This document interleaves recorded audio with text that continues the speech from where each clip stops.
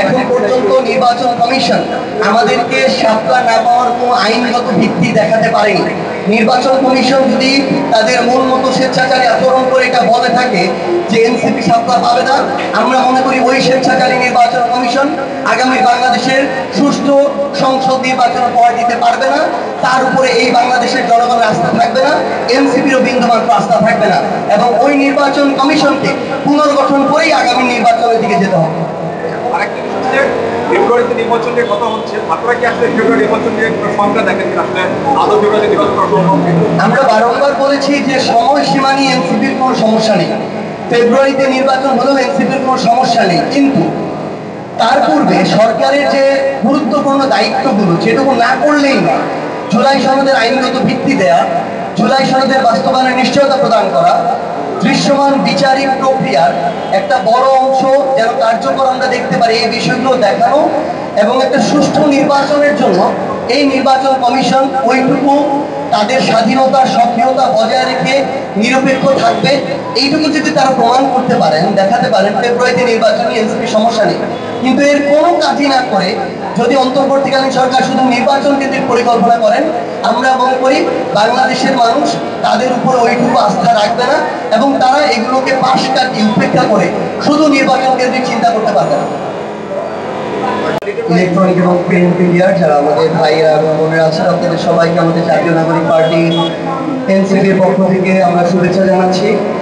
আমরা আজকে এখানে জেলা সাংগঠনিক সমন্বয় সভা করতে এসেছিলাম। আমরা আমাদের এনসিপির আহ্বায়ক কমিটি করার লক্ষ্যে, জেলা আহ্বায়ক কমিটি করার লক্ষ্যে বাংলাদেশের প্রত্যেকটি জেলায় এনসিপির সাংগঠনিক সমন্বয় সভা করছি। আমরা মনে করি যে আগামী বাংলাদেশে এনসিপি শক্তিশালী রাজনৈতিক হিসেবে দাঁড়ানোর জন্য এনসিপির জেলা থেকে শুরু করে প্রত্যেকটি ওয়ার্ডে শক্তিশালী সাংগঠনিক একটি আহ্বায়ক কমিটি থাকা প্রয়োজন। পাশাপাশি এনসিপির যে অন্যান্য সহযোগী এবং অঙ্গ সংগঠনগুলো আছে, জাতীয় যুব শক্তি, জাতীয় ছাত্র শক্তি সহ অন্যান্য যত সংগঠন আছে, আমরা মনে করি সেগুলোরও একটি শক্তিশালী সাংগঠনিক ভিত্তি প্রয়োজন। সেই লক্ষ্যে আমরা বাংলাদেশের প্রত্যেকটি জেলায় এর পূর্বে জুলাই পদযাত্রা করেছিলাম। এখন আমরা জেলা পর্যায়ে সাংগঠনিক সমন্বয় সভা করছি।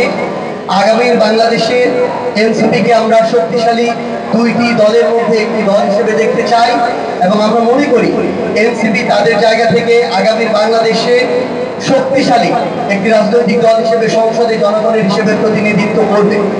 আমরা মনে করি ভারতীয় আধিপত্যবাদ প্রশ্নে এবং আওয়ামী লীগের প্রশ্নে এনসিপি আপসহীনভাবে পূর্বের ন্যায় আগামীতেও লড়াই করে যাবে। এককভাবে জামায়াত কিংবা বিএনপি তাদের জায়গা থেকে এই লড়াইটি শক্তিশালীভাবে চালিয়ে যেতে পারবে না। সেখানে এনসিপি এবং তরুণ প্রজন্মের উপস্থিতি আবশ্যক। আমরা মনে করি দুর্নীতি বিরোধী আগামীর বাংলাদেশের যে জন আকাঙ্ক্ষা এবং লড়াই, সেই লড়াইও সংসদে এই তরুণ প্রজন্মের এবং এনসিপির প্রতিনিধিত্ব আবশ্যক। আমরা আমাদের সাংগঠনিক ভিত্তি শক্তিশালী করতে প্রত্যেকটি জেলায় সাংগঠনিক সমন্বয় সভা করছি। আজকে আমরা আমাদের এই জেলা ঢাকার নিকটবর্তী অত্যন্ত গুরুত্বপূর্ণ একটি জেলা মানিকগঞ্জ জেলায় এসেছিলাম এবং আমাদের সাংগঠনিক সমন্বয় সভা শেষ করেছি। আশা করছি আগামী 10 দিনের মধ্যে মানিকগঞ্জ জেলায় আমরা একটি আহ্বায়ক কমিটি দিতে পারবো এনসিপির, এবং আমরা মনে করি যে ডিসেম্বরের মধ্যে বাংলাদেশের প্রত্যেকটি ওয়ার্ডে এনসিপির আহ্বায়ক কমিটি থাকবে এবং এই শক্তিশালী ভিত্তি নিয়েই আগামীতে সংসদে এনসিপি জনগণের প্রতিনিধিত্ব করবে। আমার কথাগুলো এখানেই শেষ। আপনাদের যদি কোনো প্রশ্ন থাকে করতে পারেন।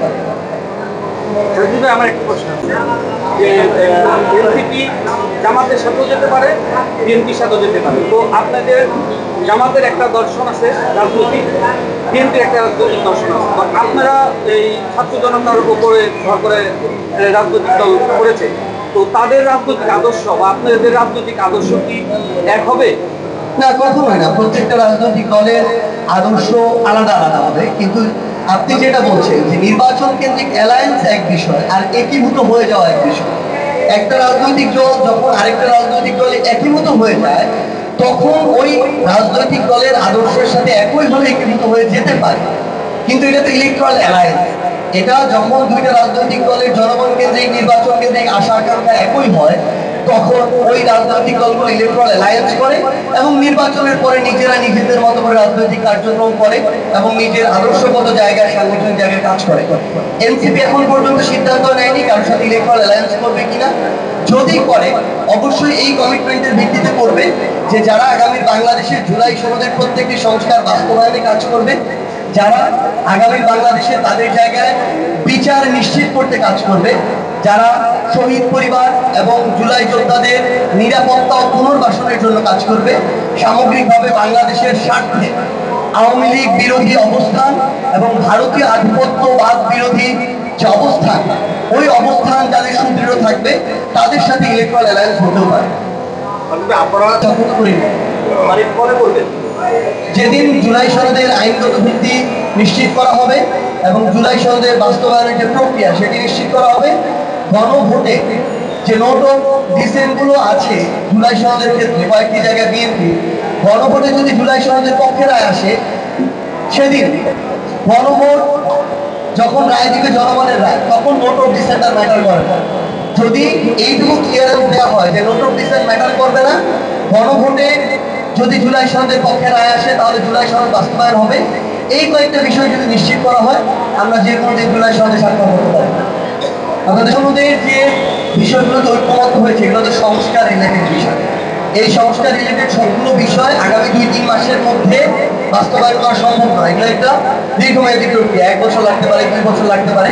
কিন্তু আগামীতে সংসদে যারা নির্বাচিত হবে এবং অন্যান্য রাজনৈতিক দল যারা স্বাক্ষর করেছে তাদের এই কমিটমেন্ট দিতে হবে ওই সনদে থাকা প্রত্যেকটি দাবি তারা ঐক্যবদ্ধভাবে আগামীর মেয়াদকালেই তারা বাস্তবায়ন করবে, তাহলে কোনো সমস্যা নেই।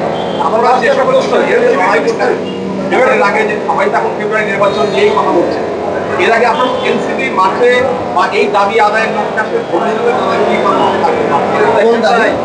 মানে এই যে ফেব্রুয়ারির আগে যে সকল জিনিসগুলো বললে নির্বাচনের আগে বাস্তবায়নের ক্ষেত্রে এনসিপি কি এই জিনিসগুলো নিয়ে মাঠে থাকবে কিনা, আপনারা কিভাবে আদায় করবে? এনসিপি তাদের প্রত্যেকটা বক্তব্যে, প্রেস ব্রিফিং, কথায়, আলোচনায় এই বিষয়গুলো নিয়ে এসেছে এবং এনসিপি এগুলো নিয়ে আসবে। কারণ যেই অভ্যুত্থানের উপর দাঁড়িয়ে নতুন করে আত্মপ্রকাশ করেছে জাতীয় নাগরিক পার্টি এনসিপি, ওই এনসিপি ওই আকাঙ্ক্ষাগুলো সবচেয়ে বেশি ধারণ করে এবং সেগুলোর দায় অনুভব করে। সেই জায়গা থেকে এনসিপির লড়াইটা হবে ওই অভ্যুত্থানের আকাঙ্ক্ষাকে সামনে রেখে। এটা শুধু নির্বাচনের আগে নয়, আগামীতে যতদিন না এই দাবিগুলো বাস্তবায়ন হচ্ছে ততদিন আমরা আমাদের এই দাবিগুলো বাস্তবায়নের জন্য লড়াই করে যাব। আপনাদের সবাইকে অনেক ধন্যবাদ। আসসালামু আলাইকুম। শাপলা অবশ্যই পাবো, আমাদের শাপলাতে কোনো আইনগত বাধা নেই। শাপলা পাবো এবং আমাদের যৌক্তিক কারণে শাপলা আমাদেরকে দিতে হবে। শাপলা প্রতীক নিয়ে আমরা নির্বাচন করব। পরে কিন্তু নির্বাচন কমিশন বলেছে যে শাপলার কোনো অংশই আমাদের প্রতীকের মধ্যে নেই। তাহলে আপনি কিভাবে? এটা তো তাদেরকে যুক্ত করতে হবে। আমরা দেখবো যে শাপলা পেতে একটা রাজনৈতিক দলের কোনো আইনগত বাধা আছে কিনা। আমরা সকল স্তরে আইন নিয়ে যারা পড়ান, আইন প্রণয়ন করেন, আইন নিয়ে গবেষণা করেন, মতামত দেন, আমরা তাদের সাথে কথা বলেছি। শাপলা পেতে কোনো আইনগত বাধা নেই। তারা তালিকায় অন্তর্ভুক্ত করা বাতিল করা তো তাদের কাজ। তো তারা যদি আমাদের একটা যৌক্তিক দাবি অন্তর্ভুক্ত করতে স্বেচ্ছাচারিতা আচরণ করেন, তারা আমাদেরও রাজনৈতিক রাজপথ বেছে নিতে হবে তাদেরকে মোকাবেলা করার জন্য। আমরা স্পষ্টভাবে আমাদের মনে হচ্ছে যে এখানে নির্বাচন কমিশন নিশ্চয়ই কোনো ব্যক্তি হোক, কোনো প্রতিষ্ঠান হোক, কোনো রাজনৈতিক দল হোক, তাদের দ্বারা প্রভাবিত এবং তারা তাদের প্রতিষ্ঠানের যে সত্তা, যে স্বাধীনতা, সক্রিয়তা, এটা তারা বজায় রাখতে পারছেন না এবং তারা কোনো না কোনোভাবে বায়াসড হয়ে তাদের জায়গা থেকে এনসিপির সাথে বৈষম্য করছেন। অভ্যুত্থান পরবর্তী বাংলাদেশে এনসিপি এই বৈষম্য মেনে নিবেন। আপনাদের সবাইকে অনেক ধন্যবাদ। আসসালামু আলাইকুম।